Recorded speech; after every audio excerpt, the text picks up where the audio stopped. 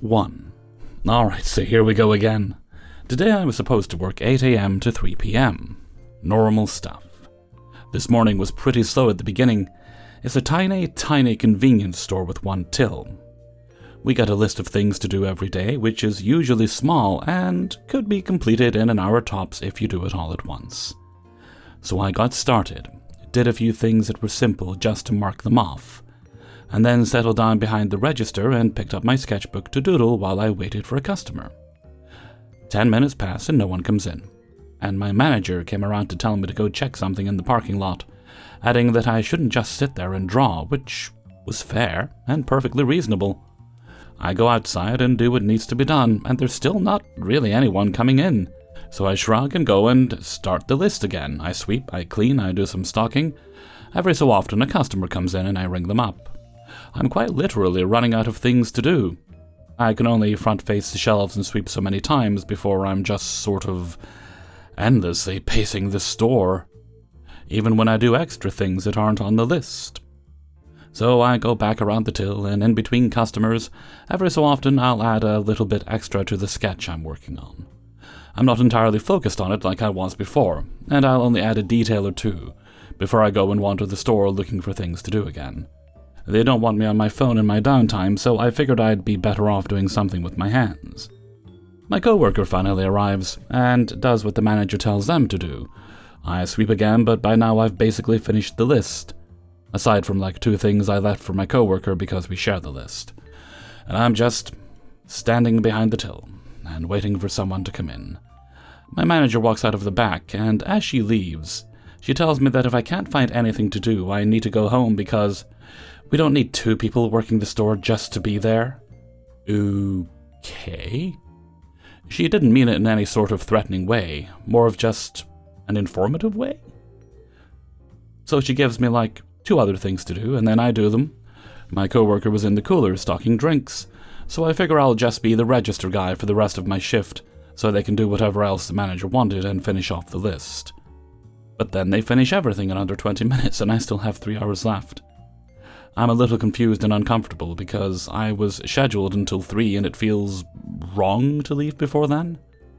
But eventually my coworker just tells me I can go since there's literally nothing to finish up, not even for her.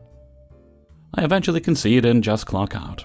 I left an hour before my shift was scheduled to end, which isn't abnormal for slow days. I'm just so confused, because we're apparently understaffed, all things considered, but the time I'm giving this company isn't really being utilized. I do extra stuff when I see it, but it's a small store. Once I'm out of things to do, I'm out of things to do. I'm kind of frustrated about it, to be honest. I know it's weird to be upset about getting to leave early, but it just bothers me. And I hope when I say I didn't have anything to do, I didn't make it sound like I was doing F all. No. I was constantly going around and readjusting the shelves, even if they didn't need to be done, sweeping again, and wiping down the counters. The reason I wasn't going at the list and knocking them all out in 1 hour, like I said I could, was because the way I was trained was that I was supposed to stretch out the list to avoid this exact issue, and make sure that whoever comes in next still has stuff to do. My coworkers usually just mess around on their phones, read or stare out the window to stretch things out, so me doodling has never been an issue before, if that makes sense. I was genuinely under the impression that I was allowed to be doing that in between customers, as long as I was still doing things, which I was. I absolutely hate being idle, but this store is smaller than an old log cabin. If this was a massive grocery store or something, I probably wouldn't have had this problem in the first place. Hellfreezer's note. Having worked in retail for a long time, what you're allowed to do when the store isn't busy is going to vary from place to place. You'll find some stores are totally comfortable with you either on your phone, reading a book, or sketching like you are, and that's okay, it's acceptable behavior as long as the people running the place are fine with it. Your boss doesn't seem to be, or at least your manager, I don't know if they own the store. So you're gonna have to put the sketchbook down, put it away. It's not fair that you're not allowed to do it and everyone else is, but those are apparently the rules, at least for now. 2. Hey everyone, I don't know if my experience is super valid because I didn't work that long in retail, only 2 months as a summer job when I was a student. Years ago, really. But I still have all of these stories, and no one can relate because my friends never had to work retail, and my parents are just, oh well, that's life sometimes. Anyway, I worked at Lidl in France. The model Lidl is based on is efficiency, efficiency, efficiency. They try to keep the smallest amount of employees they can at all times. We do everything all the time and have to run around all day, basically. I trained for a week at a small branch, small shop in the middle of a residential area, with maybe 3 cashier lines at best. After 1 week of training, I was part of a big wave of employees dropped at this new shop which was opening. So the new branch is about 4 or 5 times the size with 10 cashier lines, or so. I'll just make a list, it will be easier. Everybody was rushing so much all the time that no one ever took the time to train me to use the machine to move the pallets. We had one manual one, I was allowed to use this one, but you need a special formation for the electric one, which was used to carry heavier loads, like a pallet of bottles, for example. No one ever had the time to teach me. It wasn't my fault, of course, but my point is that schedules were so tight that my manager never had a chance to do that. Talking about schedules, in France there is a law that if you work more than a certain amount of hours, they have to provide a break room with a fridge and a kitchen, or at the very least a microwave and a space to sit, or they can have a canteen for you, or they have to give you money to buy a lunch, usually in the form of check you can use at certain places. They also have to give you a break of 45 minutes or so, which of course they can't have. To avoid that, everybody is working only morning or afternoon. So from 6 a.m. till 1:30 p.m., 12:30 if you were lucky, or from 1 p.m. till 8:30 p.m. For that amount of time, you're allowed a 5-minute break in total. For some reason, this was legal. But anyway, every break was timed 5 minutes, so you're just inhaling a snack and looking at a watch for 5 minutes. Great. Also, we don't have our breaks at the same time, so 0 time to talk to your co-workers. Almost everybody had a 28-hour week contract instead of the usual 35 to avoid longer workdays for this one reason. We had a number associated with us as a cashier, and in the vault where you would get your cash in the morning, there was every week a tab with our number, the number of articles passed by the minute, with a comment saying you did well or please be faster. So yeah. If you ever wondered why Lidl cashiers are so fast and piling up your items so ridiculously, that's why. Every cash register was counted exactly by the cent, and any error of more than 50 cents, whether it was minus or plus, would get you a remark. I once had an error of €50 on the day of the big opening, while the regional manager was here. I got yelled at so hardcore like I've never been yelled at and almost got fired. My manager said that maybe it was a check or something, it could have happened so fast. Then, a couple of weeks later, somehow this topic came back with another manager when I told her that counting my register was really stressful, ever since that day. She said there was actually a mistake in the vault itself that day. It was discovered later. I got a cash register with €350 instead of 400, or something of that sort, which meant that my register was perfect that day. And I never got any apology. No one would ever have told me if it wasn't for me talking about it again. Another day, when the regional manager was here, I asked him a question. I don't even remember what. Anyway, my question was, "Sir, blah blah blah." He answered, started to leave, then turned around to say, "By the way, do not ever call me sir again." And then left, and I was like, huh? This guy was such a dickweed. One day, a coworker was showing me some stuff in the store, and suddenly she asked me, "By the way, why do you sit when you're on the cash register?" I was a bit confused, and when I say, "We have a stool, why wouldn't I sit?" It's the only moment of my shift where I can sit, except for the miserable 5-minute break, and she said that staying up makes us look more dynamic. Sounded like a nonsense corporate argument to me. But that nobody else sits, so the others are going to gossip about me and be jealous. I was so confused. There was only one male employee, a young boy who was around the same age I was at the time, maybe even a bit younger. The other employees were somehow super nice to his face, but terrible behind his back. I remember well this one evening. when we were cleaning the store. It was the first time we had to deal with the bakery corner, and we were trying to figure out the most efficient way to clean all those stupid trays. Meanwhile, the guy was on floor cleaning duty. He was using this big heavy machine that you push like a cart and going all over the store diligently. While doing that, he was on his phone. I don't remember what he was doing exactly, maybe watching a game, playing something, or just talking with someone. Anyway, we're not allowed to have phones on the floor when clients are here, but I didn't see the problem with that since the store was now closed. He was doing his job after all, and my colleagues were laughing at him, making jokes, etc. And then the next day they were talking crap, saying how lazy he was and stuff like that. I lost a lot of respect for them that day. Finally, throwing away food. This was gut-wrenching. This stupid bakery. We had to throw away 2 or 3 big bags of goods from the same day. I have seen them throw away 5 cans of soda because it wasn't a full pack anymore. The store wasn't allowing packs to be opened and sold separately, which is allowed in other stores, so it happened a lot that if people arrived at the register with 1 can, we had to tell them that it wasn't possible. And you can't reconstruct the pack. Then the whole pack would go to the trash. Someone once had this bread to bake yourself in the oven. It was a baguette, and it had gotten broken in the cart, so the client didn't want it anymore, and it was thrown in the trash because who would want a broken baguette, of course. One evening, when throwing away the bakery stuff, we had to pour detergent on everything so that no one could take it from the trash. It made me sick. Fortunately, not so long after a law passed against food waste, and they were not allowed to do that anymore. Technically, at least. But well, the government is trying, I guess. In the end, I never had bad clients. Even the homeless guy coming to buy 50-cent beer with the 1, 2, and 5 cents he would get outside the shop 2 or 3 times a day was nice. I had some impatient clients, but never impolite. I had one really cute interaction with the little American girl once. My co-workers and my boss were the worst. But it was mostly the fault of the corporation for making the work environment so hostile towards human interaction. I stayed 2 months, and I knew maybe the names of 2 or 3 co-workers in the end. Everything was made so that you come, you work as much as you can on as many things as you can, as fast as you can, and then you leave. Often fast because you're exhausted and hungry.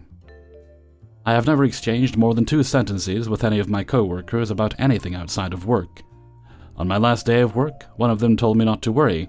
I would get another contract, probably because I was a good worker. I told her that nope, I'm going back to uni in September. We had so little time to talk that they didn't even know I was just a student. To this day I remember the store, the huge freezer, the stockroom, but I can't remember any of my co-workers, names or faces. Nor what the toilet or the break room looked like. 3. I want to start this off with some background. I work near a Walmart and a GameStop, and as someone who has subscribed to the if you're early, you're on time, if you're on time, you're late, if you're late, you're missing out mentality, I tend to arrive 30 minutes early to my shift. This allows me to relax and mentally prepare to become a customer service person. I'm also a person who doesn't take kindly to being treated rudely, and will often match energy when not at work. On this day, I had gotten to where I worked at least 45 minutes early, and I was going to pick up a few things, namely feminine items and some ibuprofen. My manager had asked me to grab lunch for her from the attached Subway, and I also wanted to have a sandwich. As I'm ordering through the Subway app, a woman, henceforth Karen, approached me and asked if I knew where something was. I'm sorry, I know the general area, but not exactly where it is. Well, don't you work here? You're wearing a lanyard and using one of those things that the other employees use. My lanyard is clearly not a Walmart one, and I'm wearing 2 of them. But one has my GameStop name card on it, the other has keys. No, I don't work here. Yes, you do. Where's your customer service? Looking at my watch and beginning to match Karen's energy, I say, well, it's about 30 minutes away and not here. Don't you take an attitude with me, girl. I am a customer. Cool. So am I. Now let me go pay for my pads and ibuprofen. I go to walk off, but I'm grabbed by the Karen. Where the hell is your manager? I hold up my GameStop name card to her face. At GameStop. Why are they at GameStop? Because I work at GameStop. Not here at Walmart. I finally was able to walk away, and I head for the checkout to pay for my items. Then I go to the Subway and pick up mine and my manager's sandwiches. The Karen never did try to come into my store to complain to my manager, but I'm almost certain that if she did, I wouldn't have gotten into trouble. 4. I work at a gas station and grocery store. It is actually my first time working in this type of environment, and most likely will be my last. I have become completely mentally drained by how dumb people truly are. I mean, I knew people were dumb, but I had no idea just how dumb. It's like there's a stupid contest, and every 30 minutes a new contestant shows up and is like, "Hold my beer." Just today alone, I had 2 transactions that have blown my mind, and I'm not even halfway through my shift. Contestant number 1. The guy looked about 30 years old, looks pretty normal, has a few things to ring up, and we do so as normal. When it's time to pay, he swipes his card and is just blankly staring at the pin pad. He looks at me. I look at him. There's a good bit of awkward silence. Then he finally says to me with the most blank expression, "It's asking me if I want cash back." "But I don't want cash back." I tell him to push the button that says no. There is literally only 2 button options, yes or no. He keeps staring at me in complete radio silence. I reach over the counter and push the button for him. I don't have time for this, there are people waiting. Again, in silence, he stares before saying, "I was asking for my PIN number?" At this point, I'm just in disbelief as I tell him, "So enter your PIN number." He does without hesitation. We finish the transaction and he leaves. This simply can't be your first time using a debit card or seeing a cashback prompt or entering in your PIN number. Contestant number 2 walks in the front door, sees me checking someone out, and blurts out, "Are y'all open?" The store I work at is famously open 24 hours a day. I try as hard as I can not to say, "No, we're closed, and I'm just here for funsies." I reply with a simple yes, because he is staring at me like he wants a genuine reply to what just feels like an extremely dumb question within the context of where he is and what he sees happening. I just know he's going to get up to the counter and be the most annoying person of all time. And yep. He starts asking me questions that I can't answer with a simple yes or no, like forcing me to talk to him in a way. We get to the checkout portion with me trying to minimize conversation as much as I possibly can, and I see him pull out his driver's license and start trying to swipe it like a credit card. I let him do it a few times before I tell him, "That's your driver's license." He doesn't say a word, does a full 180 turn, and completely walks out of the store, leaving everything he grabbed on the counter, and doesn't come back. It's not these 2 interactions alone. It's these types of interactions repeatedly and more frequently than you would believe that becomes exhausting. Like someone looking at me and blurting out, "How much does this cost?" from the other side of the store. I don't know, you jelly-filled donut. There is probably 1,000 plus different items on the shelves, and each one is typically labeled. Plus I can't even see what you're referring to. 5. I worked at a fast food restaurant for 5.5 years. Not going to say which one, but it was hell on earth. Why did I stay for so long? Well, it was my first job right after high school. I was 19 at the time I started.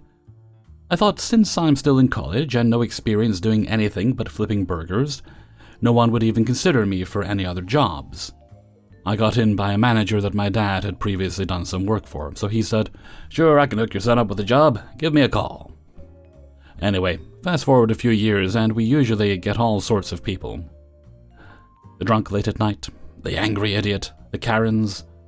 Oh, the Karens.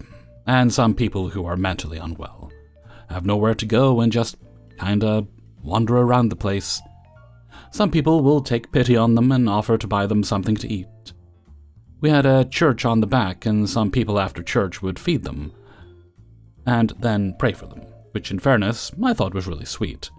Even if you're not a big believer, I always appreciate a God bless you. I get here and there from people you want to be safe. But overall, usually the ones that aren't all there, mentally, are harmless and will usually leave when we threaten to call security or the police. But then there's this guy. He comes into the store, shirtless, with a bag on his back. He was seen around the area, but never had entered the restaurant. He comes in, and this guy is ripped, over 6 feet, I'm sure, six-pack and muscles. Looked like he was at the gym 25/8. But in reality, I guess he was just like that from running around the area from dawn till nightfall. He comes in with a long stick, it may have been a bat, it's been a while, I can't remember, and starts to unwrap one of the spoons from the condiment area, unlid the condiments, and scooping out contents with the spoon and eating them. In all fairness, he may have just been hungry. An old lady sees this and points this out to me. I'm working the register, so I'm front and center of this happening, but do not see him come in because I was kneeling, sorting out the ketchup packages for to-go orders. As soon as I stand, I see him. He looks to both sides and whacks the stick on the condiment table, and lets out the most insane, sinister laugh you will ever hear in your entire life. I mean, eat your heart out, Joker. At this point, customers start to freak out, and rightly so. It wasn't a big restaurant. Hell, I'd say there were maybe 6 or 7 people that day. A family of 4 and 2 others, including the old lady. I remember this because the family's dad took the youngest daughter in his arms and said to his wife, "Grab him. Oh." I assume they fled to the car. So did the old lady. The dude that stayed had a look in his eyes like he was going to die, but didn't leave. And there may be someone else. I don't remember. So, I do what any normal employee would do and go to the back to get the manager. He walks up to the front with me, looks at the dude, looks at me and goes, "Well, get him out of here." I look at him and go, "I get paid minimum wage, buddy. I'm not having my skull cracked open for minimum wage." Now, I want to clarify, I took a lot of crap from customers, employees, managers, and even higher-ups during my 5+ years there. It was not like me to tell off a person like that, let alone my employer. That was mainly the reason I was in the front anyways. To this day, I still think I treat people with the same level of respect they treat me, but I'm more of a piece of crap now.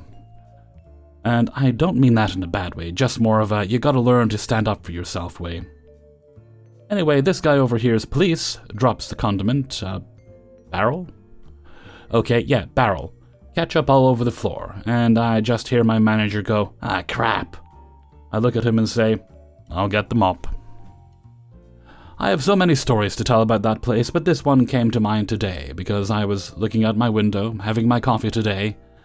The same dude without a shirt passes by my place, no stick in hand this time, and he's just hardcore arguing with himself. I almost spit out my coffee when this tsunami of memories came back all at once. Good times.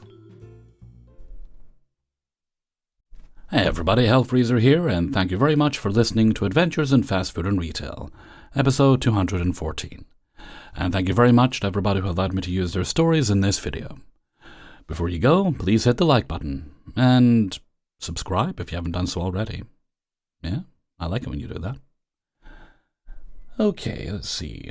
Oh yes, for those of you who enjoy the This Week in Hell news videos, that's now a separate channel. I'll link to it in the description. Trying to get that up to the 1,000 subscribers monetization threshold, so we can have the 2 channels on the go, hopefully helping sustain this little entertainment empire I'm trying to build. Right, no other business today, so let's move along to Hellfreezer's question of the day. And today's question is... And this one comes thanks to Newcomb via the Discord, and that is, if you had a time machine, when would you go? Personally speaking, I think time machines would be very, very dangerous, depending on what rules you go with. So I wouldn't go. I wouldn't go anywhere, and risk messing up this wonderful, wonderful life of mine. Other answers are, of course, allowed, so I look forward to seeing yours in a comment below. And before we go, let's take a look at the answer of the day from a previous video. And this was from Fast Food and Retail 213 and was about the weirdest news story you've come across. I mentioned all the shenanigans going on with the Conjuring House. So let's see. Today's answer comes from Avery Santos. At the end of June this year, someone stole Durandal, Roland's sword, from his spot in the rock in the wall in Roquemanador in France.